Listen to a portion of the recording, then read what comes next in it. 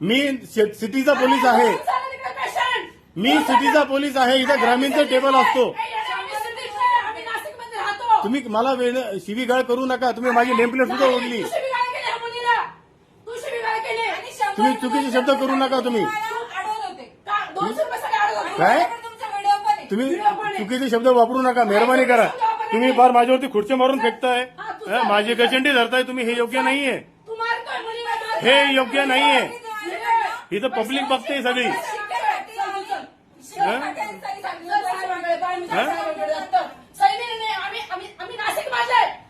तुम्ही का शिवीगाळ करताय मला?